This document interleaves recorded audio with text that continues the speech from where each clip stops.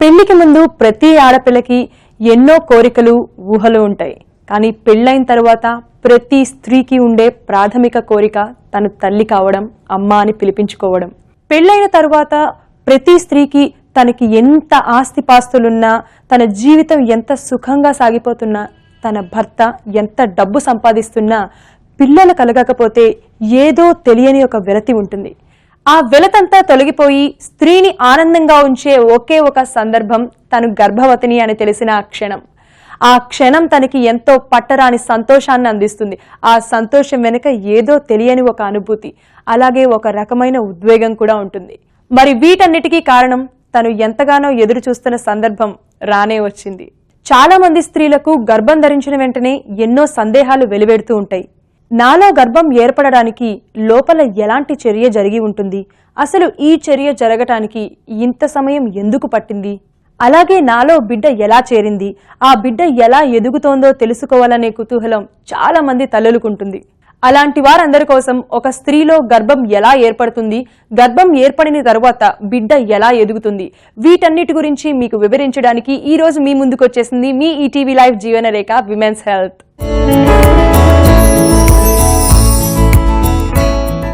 ఒక మొక్క మొలవాలి అంటే ముందుగా భూమిలో విత్తనం నాటాలి. అలాగే స్త్రీ కడుపులో ఒక బిడ్డ తయారు కావాలి అంటే గర్భంలో బీజం పడాలి. దానికి కారణం అండం మరియు వీర్యకణం. పురుష కణాలైన వీర్యకణాలు వృషణాల్లో ఉత్పత్తి అవుతాయి. ఇవి బయటకు రావడానికి సుమారు 75 నుండి 82 రోజుల సమయం పడుతుంది. మగవారిలో పూర్తి స్థాయిలో వీర్యం తయారైన తరువాత అందులోని శుక్రకణాలు స్త్రీ గర్భాశయ ముఖద్వారం గుండా గర్భాశయానికి చేరుతాయి. అక్కడి నుండి ఫెలోపియన్ ట్యూబ్లోకి పయనిస్తాయి. ఫెలోపియన్ ట్యూబ్లో అండం సిద్ధంగా ఉన్నట్లయితే అక్కడ ఒక వీర్యకణం అండంతో ఫలదీకరణం చెందుతుంది. ఈ సంతానం అనేది ప్రతి ఒక్క స్త్రీకి ఈ 14వ రోజున ఈ అండం అనేది బయటకు రావడం జరుగుతుంది. ఈ అండం అనేది బయటకు వచ్చినప్పుడు అది ట్యూబ్ ద్వారా ప్రయాణం చేసి గర్భసంచిని చేరుకోవడం జరుగుతుంది. ఒకవేళ అది గర్భసంచిని చేరుకున్నప్పుడు భార్యాభర్తలు కలయికలో పాల్గొన్నప్పుడు మనకి ఈ వీర్యం అనేది అందుబాటులోకి రావడం జరుగుతుంది. అప్పుడు ఈ యొక్క అండము ఈ యొక్క వీర్యము రెండు కలవడం వల్ల మనకి పిండం అనేది గర్భం అనేది రావడం జరుగుతూ ఉంటుంది. అలాగే స్త్రీలలో నెలసరి ప్రారంభమైన మొదటి రోజు నుండి 12 నుండి 14 రోజుల మధ్యలో అండం తయారవుతుంది. ఆ సమయంలో అండం 20 మిల్లీమీటర్ల వరకు పరిమాణం పెంచుకున్న తరువాత LH, FSH అనే హార్మోన్లు ఎక్కువగా ఉత్పత్తి అవుతాయి. ఇలాంటి సమయంలో కొంతమంది పొత్తి కడుపులో కుడి పక్కన నొప్పిగా ఉండటం, డిశ్చార్జ్ ఎక్కువగా అవటం వంటి లక్షణాలు కనిపిస్తాయి. ఈ సమయంలో అండం పూర్తి స్థాయిలో విడుదలకు సిద్ధంగా ఉంటుంది. ఆ సమయంలో విడుదలైన అండమును ఫెలోపియన్ ట్యూబ్ అందుకుంటుంది. అండం విడుదలైన తర్వాత ప్రొజెస్ట్రాన్ హార్మోన్ ఉత్పత్తి పెరుగుతుంది. ఈ హార్మోన్ గర్భాశయాన్ని గర్భధారణకు సిద్ధం చేయడంలో భాగంగా లోపల ఎండోమెట్రియం పొర పెరగడానికి సిద్ధపడుతుంది. ఫెలోపియన్ ట్యూబ్లో ఫలదీకరణం జరిగిన తర్వాత 3-4 రోజుల్లో పిండం గర్భాశయాన్ని చేరి దాన్ని అతుక్కుంటుంది. దీన్నే పిండస్థాపన అంటారు. ఫలదీకరణం జరిగిందంటే నెలసరి ఆగిపోతుంది. అసలు ప్రెగ్నెన్సీ వచ్చిన మొదటి రోజే ప్రెగ్నెన్సీని గుర్తించడం సాధ్యపడదు. చాలా మంది స్త్రీలు ప్రెగ్నెన్సీ వచ్చిన సమయంలో ప్రెగ్నెన్సీ వచ్చిన మొదటి రోజుని ఖచ్చితంగా చెప్పలేరు. ఒక స్త్రీ గర్భవతి అని గుర్తించడం ఎలా, అలాగే ఒక స్త్రీ గర్భధారణ ఎలా జరుగుతుంది మరియు అండోత్పత్తి గురించి ఇప్పుడు తెలుసుకుందాం. ప్రెగ్నెన్సీ లక్షణాలు ఏంటంటే అండి, యూజువలీ పేషెంట్స్ మిస్డ్ పీరియడ్స్తో మా దగ్గరికి వస్తారు. దీంతో పాటు నాజియా, వామిటింగ్ అనని, గిడ్డినెస్, కళ్ళు తిరగడం అనని, ఇవి కామన్ లక్షణాలు ప్రెగ్నెన్సీవి. ఈ కంప్లైంట్స్తో వాళ్ళు మా దగ్గరకు వచ్చినప్పుడు మేము కన్ఫర్మ్ చేస్తామండి ప్రెగ్నెన్సీని కొన్ని టెస్ట్ల ద్వారా. మోస్ట్ కామన్గా చేసేది ఏంటంటే యూరినరీ ప్రెగ్నెన్సీ టెస్ట్ అని అనేసి చేస్తాము. దాంట్లో ఒక ప్రెగ్నెన్సీ కన్ఫర్మ్ అవుతుంది. ఇది కాకుండా అల్ట్రాసౌండ్ కూడా చేసి మేము ప్రెగ్నెన్సీని కన్ఫర్మ్ చేస్తామండి. ప్రెగ్నెన్సీ వచ్చిన తరువాత ఎంత త్వరగా సాధ్యమైతే అంత త్వరగా ప్రెగ్నెన్సీని గుర్తించడం మంచిది. సాధ్యమైనంత వరకు ప్రెగ్నెన్సీ వచ్చిందేమో అని ఏ చిన్న సందేహమో అనుమానమో కలిగినా వెంటనే డాక్టర్ని సంప్రదిస్తే మంచిది.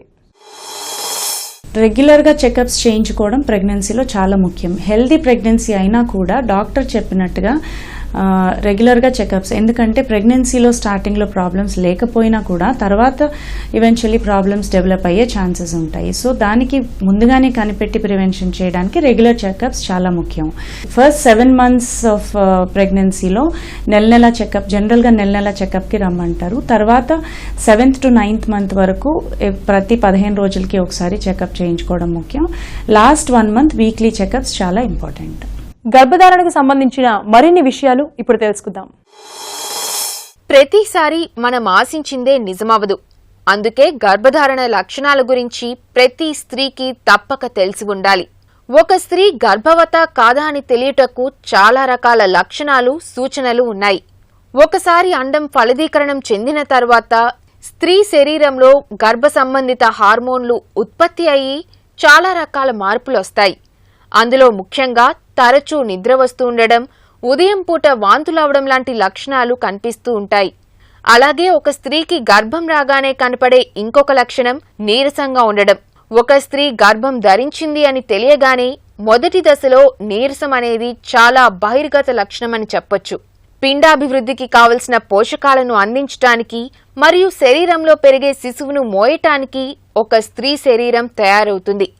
ఫలితంగా గర్భం ధరించిన వెంటనే స్త్రీలకు నీరసంగా అనిపిస్తూ ఉంటుంది. ఈ మార్పులనే గర్భధారణ ప్రథమ లక్షణాలుగా పేర్కొంటారు. వీటితో పాటు శరీర ఉష్ణోగ్రతలలో మార్పులు రావడం, స్త్రీ యొక్క ఛాతీ ప్రాంతం సున్నితంగా మారి ఛాతీని చేతితో తాకినా నొప్పిగా అనిపించటం, తరచూ మానసిక కల్లోలానికి గురవడం లాంటి లక్షణాలు గర్భ నిర్ధారణ లక్షణాలుగా చెప్పవచ్చు. శరీరంలో హార్మోన్ల మార్పులు వేగంగా సంతరించుకోవడం వల్ల ఇలాంటి మార్పులన్నీ జరుగుతాయి అని చెప్పవచ్చు. ఒక స్త్రీకి తాను గర్భం ధరించానేమోననే అనుమానం కలిగిన వెంటనే తనకి శరీరపరంగా కానీ మానసిక పరంగా కానీ ఏ చిన్న మార్పు అనిపించినా గర్భ నిర్ధారణ చేయించుకోవడం మంచిది. ఒక స్త్రీ గర్భం ధరించాలి అంటే సారవంతమైన రోజులు, అదేనండి ఫర్టైల్ డేస్. ఫర్టైల్ డేస్లోనే భర్తతో కలిస్తే గర్భధారణ అయ్యే అవకాశాలు ఎక్కువగా ఉంటాయి అంటారు. అసలు ఈ ఫర్టైల్ డేస్ అంటే సారవంతమైన రోజులు అంటే ఏంటి? అలాగే స్త్రీలలోని అండం మరియు పురుషులలోని వీర్యకణం జీవితకాలం ఎంతో తెలుసుకుందాం. ప్రతి నెలలో కరెక్ట్గా 28-30 రోజుల్లో సైకిల్ ఉన్న ఉమెన్కి ఎగ్ రిలీజ్ 10వ రోజు నుంచి 16వ రోజు లోపల ఏదో ఒక రోజు అవ్వచ్చు. ఈ డే ఎలా తెలుస్తుంది అంటే పీరియడ్ వచ్చిన మొదటి రోజు డే 1 కింద లెక్క వేసుకుంటాము. అప్పటి నుంచి 10వ రోజు డే 10 అన్నమాట. 10వ రోజు నుంచి 16వ రోజు లోపల ఏదో ఒక రోజు ఎగ్ రిలీజ్ అవ్వచ్చు. దాన్ని ఫర్టైల్ పీరియడ్ అంటాము. ఎగ్ యొక్క life span 24 to 48 hours, mostly 24 hours ఉంటుంది. స్పర్మ్ యొక్క life span 3 to 5 days, mostly 3 days in very good comfortable conditions up to maybe 5 days. ఈ రోజుల్లో గర్భ నిర్ధారణ పరీక్షలు చాలా అనుకూలంగా మరియు సులువుగా మారాయి. గర్భ నిర్ధారణ త్వరగా జరగటం వలన స్త్రీ ఆరోగ్యం పట్ల మరియు పిండాభివృద్ధి పరంగా తగిన జాగ్రత్తలు తీసుకోవచ్చు. ప్రాథమికంగా 2 రకాల గర్భ నిర్ధారణ పరీక్షలు అందుబాటులో ఉన్నాయి. అవి సాధారణంగా ఇంట్లో జరిపే గర్భ నిర్ధారణ పరీక్షలలో ప్రెగ్నెన్సీ స్ట్రిప్ పై మూత్రస్రావాన్ని లేదా మూత్ర నమూనాను ఉంచుతారు. మూత్ర నమూనాను ఉంచిన తర్వాత రంగులో మార్పు ఏర్పడినట్లయితే మీరు గర్భవతి అని అర్థం. సాధారణంగా ఋతుక్రమం తప్పిన తర్వాత ఇంట్లోనే జరిపే గర్భ నిర్ధారణ పరీక్షలు జరిపిన తర్వాత 1 వారం పాటు వేచి ఉండి తిరిగి జరపడం క్షేమమని చెప్పవచ్చు. రక్త పరీక్ష ద్వారా గర్భ నిర్ధారణ. రక్త పరీక్ష ద్వారా వెలువడే ఫలితాలు చాలా ఖచ్చితమైనవిగా చెప్పవచ్చు మరియు వీటిని వైద్యశాలలో మాత్రమే జరుపుతారు. ఈ పరీక్ష ద్వారా స్త్రీ శరీర రక్తంలో HCG ప్రెగ్నెన్సీ హార్మోన్ ఉందా లేదా అని చూస్తారు. స్త్రీ శరీరంలో అండం ఫలదీకరణ చెందిన తరువాత గర్భాశయంలో ప్లెసెంటా ఏర్పడిన తర్వాత ఈ హార్మోన్ స్త్రీ శరీర రక్తంలో విడుదల చేయబడుతుంది. గర్భధారణ జరిగిన 7 నుండి 10 రోజుల తర్వాత రక్త పరీక్ష ద్వారా గర్భ నిర్ధారణ జరపవచ్చు. మూత్ర పరీక్ష ద్వారా త్వరగా గర్భధారణ గురించి తెలుసుకోలేము. ప్రస్తుత సమాజంలో చాలా మంది భార్యాభర్తలు వారి పనులలో బిజీగా ఉండటం వల్ల వాళ్ళిద్దరూ కలిసి మాట్లాడుకోవడానికే సమయం దొరకని రోజులివి. అలాంటప్పుడు వారు గర్భం ధరించాలి అంటే ఏ సమయాల్లో లైంగికంగా వారు కలిస్తే మంచిది, అలాగే ఒవేరియన్ రిజర్వ్ గురించి ఇప్పుడు తెలుసుకుందాం. ప్రతి ఉమెన్ పుట్టినప్పుడు అండాశయంలో కొన్ని ఎగ్స్ రిజర్వ్ తో పుడతారు. 2 to 20 మిలియన్ ఎగ్స్ రిజర్వ్ తో పుడతారనమాట. ప్యూబర్టీ వచ్చినప్పటి నుంచి నెల పీరియడ్స్ మొదలైనప్పటి నుంచి ప్రతి నెల కొన్ని ఎగ్స్ యూజప్ చేస్తూ ఉంటారు. అలాగా వయసు పెరిగే కొద్దీ ఈ రిజర్వ్ లో ఉన్న ఎగ్స్ తగ్గిపోతూ ఉంటాయి యూజప్ అయిపోయే కొద్దీ. సో వయసు పెరిగే కొద్దీ ఈ ఎగ్ రిజర్వ్ తగ్గుతుంది అండ్ వయసు పెరిగే కొద్దీ ఎగ్ క్వాలిటీ కూడా తగ్గవచ్చు. సో యంగర్ ఏజ్ లో ఎగ్ రిజర్వ్ ఎక్కువ ఉంటుంది, క్వాలిటీ బెటర్గా ఉంటుంది. వయసు పెరిగే కొద్దీ ఎగ్ రిజర్వ్ తగ్గడం చేత ఫర్టిలిటీ పొటెన్షియల్ అన్నది తగ్గే అవకాశం ఉంది. అండ్ ఎగ్ క్వాలిటీ పువర్ అవ్వడం చేత కన్సీవ్ అవ్వడం డిఫికల్ట్ అయినా అవ్వచ్చు, లేకపోతే మిస్క్యారేజ్ రిస్క్ అయినా పెరగవచ్చు, లేదంటే డౌన్ సిండ్రోమ్ అనే క్రోమోజోమల్ ప్రాబ్లం ఉండే అవకాశం కూడా పెరగవచ్చు. ప్రస్తుత ఆధునిక సమాజంలో చాలా మంది ఆర్థికంగా స్థిరపడాలనో లేదో ఉద్యోగ కారణాల వల్ల లేటుగా పెళ్లి చేసుకుని వయసు పైపడిన తరువాత గర్భధారణకు వెళుతున్నారు. ముఖ్యంగా 35 సంవత్సరాలు పైపడ్డ స్త్రీలు గర్భం ధరించాలి అనుకుంటే ఎటువంటి సమస్యలు వస్తాయి, అలాగే ఒబెసిటీ ఉన్నవారు గర్భం ధరించాలి అనుకుంటే దాని యొక్క ఫలితం ఎలా ఉంటుందో ఇప్పుడు తెలుసుకుందాం. ఈ మధ్య కాలంలో ప్రెగ్నెన్సీ ప్లాన్ చేసే ఏజ్ యావరేజ్ గా ఇంక్రీజ్ అయింది. చాలా మంది women pregnancy 30s and late 30s లో ప్లాన్ చేసుకుంటున్నారు. ఇందులో మేజర్ అబ్జెక్షన్ ఏమీ లేదు, కానీ 20 to 30 years ఏజ్ లో ప్రెగ్నెన్సీతో కంపేర్ చేస్తే 30 to 40 ఏజ్ గ్రూప్ లో కన్సీవ్ అయ్యే ప్రెగ్నెన్సీస్ లో ప్రాబ్లం ఉండే అవకాశం కొద్దిగా పెరుగుతుంది. ఒకటి, మనకి ఏజ్ పెరిగి కొద్దీ ఎలా హైపర్ టెన్షన్, డయాబెటీస్ అట్లాంటి ప్రాబ్లమ్స్ వచ్చే అవకాశం ఉందో, అలాగే హైయర్ ఏజ్ లో కన్సీవ్ అయినప్పుడు ప్రెగ్నెన్సీలో ఈ బీపీ, షుగర్ ఇట్లాంటి ప్రాబ్లమ్స్ వచ్చే అవకాశం పెరుగుతుంది. ఇంకొక మెయిన్ ప్రాబ్లం ఏంటంటే మదర్ వయసు పెరిగే కొద్దీ కొన్ని క్రోమోజోమల్ ప్రాబ్లమ్స్, డౌన్ సిండ్రోమ్ ఇట్లాంటి క్రోమోజోమల్ ప్రాబ్లమ్స్ వచ్చే చైల్డ్కి వచ్చే అవకాశం పెరుగుతుంది అన్నమాట. సో దీనికి సంబంధించిన జాగ్రత్తలు కూడా తీసుకోవాల్సింది ప్రెగ్నెన్సీలో. అండ్ మిస్క్యారేజ్ రిస్క్ కూడా కొంతవరకు పెరగవచ్చు. అందుకని సాధ్యమైనంత వరకు pregnancies 35 years and before complete చేసుకోవడమే కరెక్ట్ పద్ధతి. కొన్నిసార్లు భార్యాభర్తలకు ఏవైనా ఆరోగ్యపరమైన సమస్యలుంటే అవి గర్భధారణ పైన ప్రభావం చూపే అవకాశాలున్నాయి. ముఖ్యంగా కొన్ని అనారోగ్య సమస్యల కారణంగా అవి స్త్రీ యొక్క గర్భంపై ప్రభావం చూపి గర్భస్రావానికి దారితీస్తాయి. ముఖ్యంగా స్త్రీలలో హైపోథైరాయిడ్ సమస్యలున్నట్లయితే అవి గర్భస్థ శిశువు మెదడు ఎదుగుదలపై ప్రభావం చూపే అవకాశాలున్నాయని నిపుణులు ఈ మధ్యకాలంలో గమనించారు. అందుకే గర్భధారణకు ముందుగానే డాక్టర్ను సంప్రదించి కొన్ని రకాల పరీక్షలు చేయించుకోవడం వలన గర్భస్థ శిశువుకు ఏవైనా సమస్యలు వచ్చే అవకాశాలుంటే అవి రాకుండా జాగ్రత్త పడవచ్చు. లేట్ 30s లో మదర్ కన్సీవ్ అవ్వడానికి ప్లాన్ చేసే ముందు, బికాస్ వాళ్ళకి ప్రెగ్నెన్సీలో హైపర్ టెన్షన్, డయాబెటీస్, థైరాయిడ్ ఇట్లాంటి ప్రాబ్లమ్స్ ఉండే అవకాశం ఎక్కువ ఉంటుంది. కాబట్టి అవన్నీ ముందే వాళ్ళకు ఉన్నాయా, ఉంటే కరెక్ట్ చేసుకుని అప్పుడు ప్లాన్ చేయడం మంచిది. వాళ్ళ వెయిట్ కనుక ఎక్కువ ఉంటే వెయిట్ తగ్గించుకుని ప్లాన్ చేసుకుంటే ప్రెగ్నెన్సీ వచ్చే అవకాశం, అది సక్సెస్ఫుల్ గా కంటిన్యూ అయ్యే అవకాశం పెరుగుతుంది. ప్రెగ్నెన్సీ కన్సీవ్ అవ్వగానే డయాగ్నోస్ చేసుకుని బాగుందని కన్ఫర్మ్ చేసుకుని తర్వాత మొదటి 3 నెలల్లోనే డౌన్ సిండ్రోమ్ అనే క్రోమోజోమల్ ప్రాబ్లంకి స్క్రీనింగ్ టెస్ట్ ఉంటాయి, వాటిని చేయించుకోవడం ఇంపార్టెంట్. ప్రెగ్నెన్సీ డయాగ్నోస్ చేయడమే లేట్ అయితే కనుక మనం ఎట్లాంటి ప్రాబ్లమ్స్ ఎర్లీగా డిటెక్ట్ చేయగలగడము, వాటిని సరి చేయగలిగే అవకాశము పోగొట్టుకుంటాం. అందుకని ప్రెగ్నెన్సీ ప్లాన్ చేసే ముందు టెస్ట్లకు వెళ్ళడము, అంతా బాగుందని కన్ఫర్మ్ చేసుకున్న తర్వాతే కన్సీవ్ అవ్వడము, ఎర్లీ ప్రెగ్నెన్సీలోనే ప్రాబ్లమ్స్ని అసెస్ చేయించుకోవడము ఇంపార్టెంట్. కొంతమందికి ఆహార విషయంలో ఎలాంటి నియమ నిబంధనలు ఉండవు. వారి యొక్క ఆహారపు అలవాట్లు, జీవన విధానము గర్భధారణపై ప్రభావం చూపుతుంది. ఎక్కువ ఫుడ్ అనేది అంటే క్వాంటిటీ కాదు, బట్ ఫ్రీక్వెంట్ మీల్స్ తీసుకోవాలి. బికాజ్ బేబీకి కూడా మనం న్యూట్రిషన్ ఇవ్వాలి కాబట్టి హెల్దీ డైట్ కంపల్సరీ ఉండాలి. Maximum you can increase the calories ఎక్కువగా తీసుకోవాలి, because she has to gain slowly around 4 kgs per month. So 4 kgs మంత్లో మీరు ఎక్కువగా కార్బోహైడ్రేట్స్ కాకుండా ప్రోటీన్ తీసుకుంటే సరిపోతుంది. ఎక్కువగా అంటే ఎక్కువ అన్నం తినడంతో ఏం ఫెచింగ్ ఉండదు. అన్నంతో పాటు you have to eat the equal amount of vegetables, eggs కంపల్సరీగా తీసుకుంటే that will help in a balanced diet.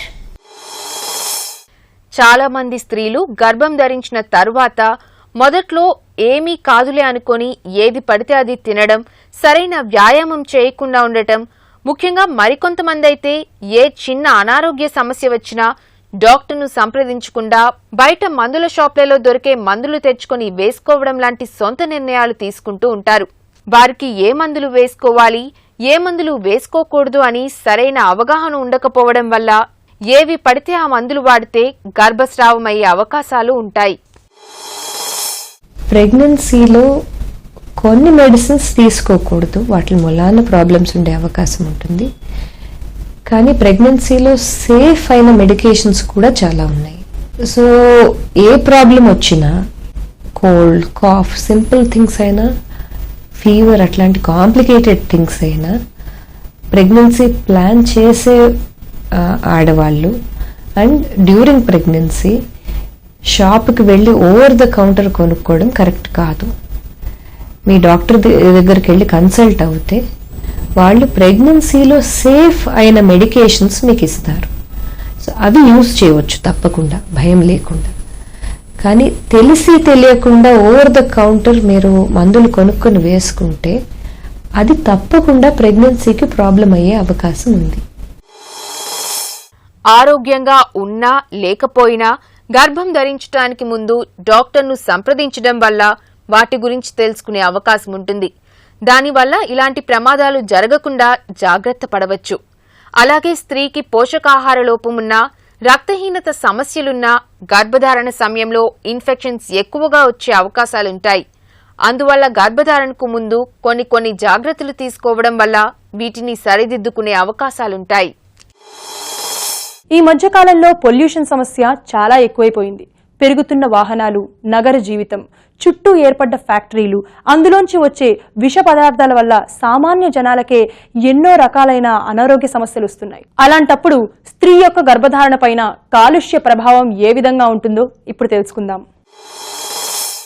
Day to డేలో మనం అందరం ఫేస్ చేసే ఎన్వైరన్మెంటల్ టాక్సిన్స్, ఫుడ్లో ఉండే పెస్టిసైడ్స్, ఇన్సెక్టిసైడ్స్. సో మనం తినే ఫుడ్ని ఆర్గానిక్ ఫుడ్ ట్రై చేయవచ్చు. ప్లస్ మనం తినే ప్రతి కూరగాయలు, ఫ్రూట్స్ ఇవన్నీ సరిగా క్లీన్ చేసుకుని వాటర్తో తినడం అవసరం. మనం తాగే నీరు కూడా హైజీనిక్గా, క్లీన్గా ఉండడం చాలా ఇంపార్టెంట్. లేదంటే డయేరియా, వామిటింగ్స్, ఈ ప్రాబ్లమ్స్ అన్నీ వచ్చే అవకాశం పెరుగుతుంది. అదే కాకుండా dangerous problems like cholera, dysentery, hepatitis ఇవన్నీ కూడా కంటామినేటెడ్ ఫుడ్, టైఫాయిడ్, ఇవన్నీ కంటామినేటెడ్ ఫుడ్, వాటర్ ద్వారా స్ప్రెడ్ అవుతాయి అన్నమాట. So healthy water, clean healthy food చాలా అవసరం. ఇంకొకటి ఎయిర్ పొల్యూషన్. ఎయిర్ పొల్యూషన్ మూలాన మనకి లంగ్ ఇన్ఫెక్షన్స్, లంగ్ డిజార్డర్స్ వచ్చే అవకాశం ఉంటుంది. అది కూడా ప్రెగ్నెన్సీకి అవుట్కమ్ పూర్గా అవడానికి కారణం అవ్వచ్చు. సో ఎక్సెసివ్ ఎయిర్ పొల్యూషన్ ని అవాయిడ్ చేయడం కూడా అవసరం. ఈ మధ్యకాలంలో ధూమపానం, మద్యపానం అలవాట్లను మగవారిలోనే కాదు ఆడవారిలో కూడా ఎక్కువగా చూస్తున్నాం.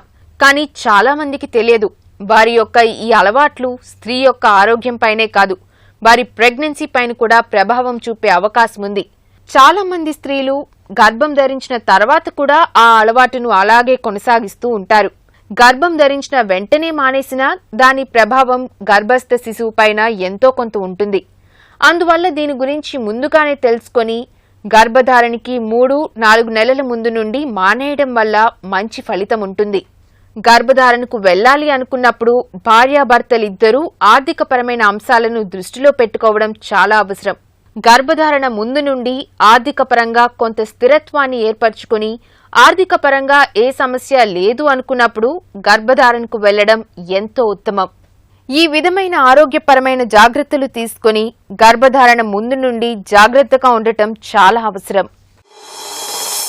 అసలు గర్భధారణ అంటే ఏంటి? ఒక స్త్రీలో గర్భం ఎలా ఏర్పడుతుంది? గర్భం వచ్చింది అని తెలిసిన వెంటనే దాన్ని గుర్తించడం ఎలా? ఆ సమయంలో స్త్రీలో శారీరకంగా మరియు మానసికంగా ఎలాంటి మార్పులు వస్తాయి? మరియు బహిర్గతంగా కనిపించే గర్భ నిర్ధారణ లక్షణాల గురించి తెలుసుకున్నాం కదా. మళ్ళీ వచ్చే ఎపిసోడ్లో మరో ముఖ్యమైన అంశంతో కలుసుకుందాం. అంతవరకు సెలవు. నమస్తే.